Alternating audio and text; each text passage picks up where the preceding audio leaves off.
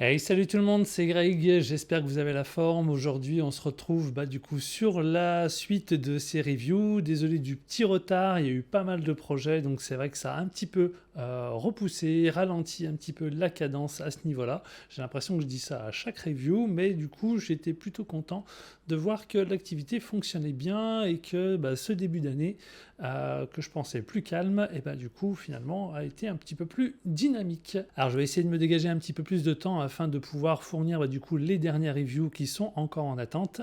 Et pour l'heure, on va s'attarder du coup sur la thématique du son avec la marque Arturia et surtout un modèle très précis, du coup ma nouvelle carte son, la Minifuse 2. Et comme d'hab, vous verrez ça juste après le générique.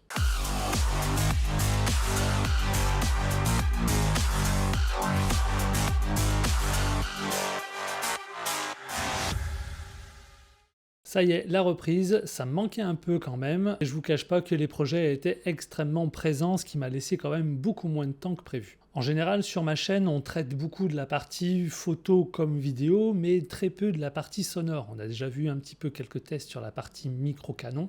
Et là, ce qui va nous intéresser, du coup, c'est la partie carte son. Donc sans forcément passer pour un expert, j'ai fait la formation Ableton il y a à peu près 10 ans sur la partie création musicale, composition et live. Un univers très complet que je voulais mettre en adéquation avec la partie DJing que j'utilisais déjà depuis pas mal de temps. L'idée était de rajouter sur mes sets vinyles des voix ou des percus pour avoir un truc un petit peu plus rythmo. Et avec le temps, du coup, arrivent les premières cartes son. Je ne pourrais citer que ma première Fast Track jusqu'à ma dernière en date, qui était une Audio 10, qui avait bien moins de fonctionnalités, mais voilà, c'était plus pour du tracteur ou ce genre de choses, chose que j'ai vite abandonné.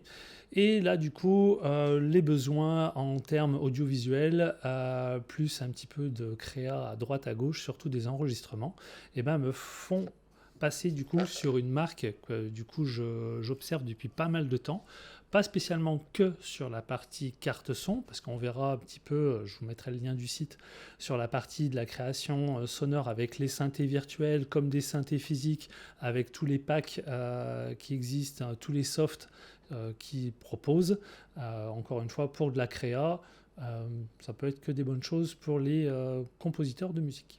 Alors petite parenthèse sur la vidéo avant d'aller trop loin, elle n'aura pas pour but de parler à 100% d'un produit, mais plus d'une expérience et d'une utilisation. Deuxième parenthèse, on va reciter un petit peu le produit et le nom de la marque, donc toujours chez Arturia, le modèle carte son qui est la Minifuse 2, déclinée en 3 versions, la Minifuse 1 qui a du coup une seule entrée, la 2 que voici qui possède 2 entrées, et on drop directement sur la 4 avec 4 entrées. Alors pour ma part, je suis parti sur le modèle Minifuse 2 qui me permettait d'avoir du coup 2 entrées.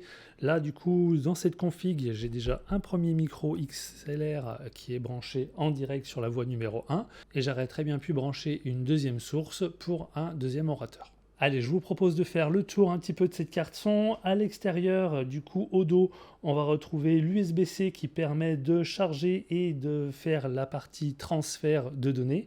Donc une seule prise auto-alimentée via l'USB-C. Déjà, ça, premier gros point. On retrouve en façade, du coup, nos premières entrées 1 et 2 avec la possibilité d'utiliser des prises XLR et gros jack. Donc c'est la même, donc là encore une fois on va plus parler pour les novices, de se dire que finalement le XLR peut rentrer ainsi que le gros jack, ça a l'air assez évident pour pas mal de monde, mais voilà, on sait que c'est possible là-dessus. Juste à côté, indépendamment, on va retrouver aussi les petits potards qui vont nous permettre de créer un petit peu de volume de gain sur nos voix 1 et nos voix 2. Un petit bouton commutable qui permettra de passer de vocal à instru.